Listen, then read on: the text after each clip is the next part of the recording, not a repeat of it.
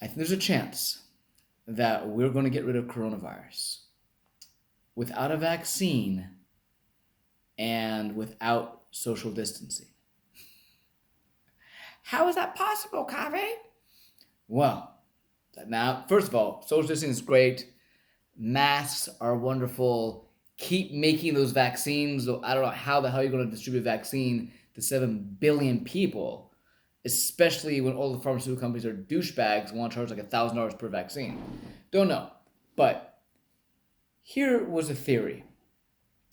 The theory is that the coronavirus is going to mutate, which has been mutating, but it's going to mutate in a good way to make it so it just doesn't kill as many people. Okay, now how to come up with this theory? Well, I was looking at the Spanish flu. And I was looking at the numbers in the Spanish flu, and the numbers had said something like 2.5% in mortality rate. And you had 50 million people worldwide died. But I remember looking and doing the math, and then they said that, well, how to end? 2018, 2009, or sorry, 1918, 1919, what was 1908? When was this? I'm confused now. 1918, 1919. The second wave got worse, it mutated, got worse, it came back stronger, and then it went away. And they said that it went away because everyone in the United States got it and died or survived. Well, okay, I got a couple questions to that. Every single person? And I did the math. I took the infection rate, I took the amount of population at the time, and it came out to it should infect about 1/4 of the U.S. population. Meaning, if that infection rate is correct, or the mortality rate, if the mortality rate is correct, then 3/4 should have had it that didn't have it. And then on top of that, what about the rest of the world? There's some island somewhere that they don't have it. I mean, one guy has it, and then someone comes in, and next thing you know, that island, it didn't happen like that. So I thought maybe they're all wrong. Maybe it just mutated out. Now, I mentioned that there is a couple of articles.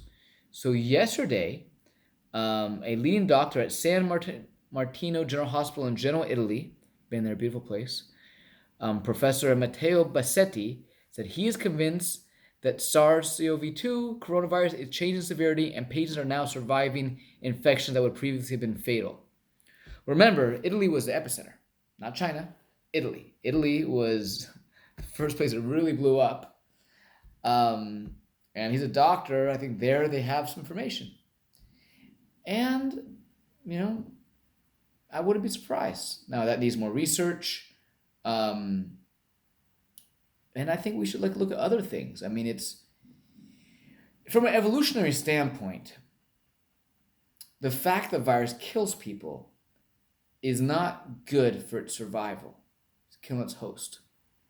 So, Ebola was much worse in terms of who it would kill, but it killed people so fast that it stopped the transmission. Because coronavirus takes a little more time, it can be given asymptomatically. It lasts longer. But again, there's the mutation happens. And I know the mutations are happening. Besides the fact that there's many tests, you can see in the evidence where the people in China, mortality rate was not as bad as the people in Italy. The people in California's mortality rate was not as bad as people in New York because they had different strains. And there's a bunch of strains that no one's talking about, but they exist. It's a fact. It's a scientific fact, just not mentioned because I don't know. I don't know why they don't talk about the real science on TV. But cross your fingers that this guy is right. I swear to God, I was saying this 2 months ago. And I told my friend who's on the coronavirus team, and I'm like, if I'm right about my theory, I want a Nobel Prize. And she's like, Kave, you are not getting a Nobel Prize. And I was like, okay, fine. So let's hope. That being said, you can't live life like that. You need to wear it. So that's even more reason to wear masks, because we might be able to wait this out, right? And this is going to keep you alive while we're waiting for the thing to change. Because realistically, here's another little tidbit. Do you know why Trump says we're going to have a virus in December? Think about it.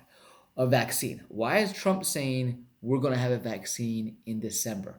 Why is the smartest thing he could say we are going to have a vaccine in December? And by smart, I mean smart for his own future, specifically for his election campaign. We're not going to have a vaccine in December. But if it's November and the president's saying, we got it, 3 more weeks, I got this, just vote Trump, 3 weeks, I got you. And then afterwards, look like that bleach toxin we told people to drink isn't going to work. Wait for 3 more years. Because that's what it usually takes. Like by the time they found a vaccine for Ebola, Ebola was done. And thank God, because how hard would it be to give vaccines to all of Africa? No one talks about that. And we have Fauci saying, well, I've always seen it's never been a good idea to limit drug companies. They might not like that. Dude, if you gotta take over the drug company with a hostile takeover with the military, if that's what it takes to get that out to America, then do it. Don't tell me you're gonna do that. Just wait till you got it. All right, $1,000. Like, actually, we have a new system, Venezuela style. We're just gonna take your shit. Or you can say to them, hey, here's a pricing, this limit, and the government's going to subsidize that. Free vaccines for everybody, but hopefully it'll die out by then. Because if not, think about that. You got 4 or 5 years for this to stay in place. These buffoons still can't even get everyone to take these masks and get the mask correctly, let alone what's going to happen with that stuff. So we'll see. We'll see. But the hunt is pretty good. See what happens.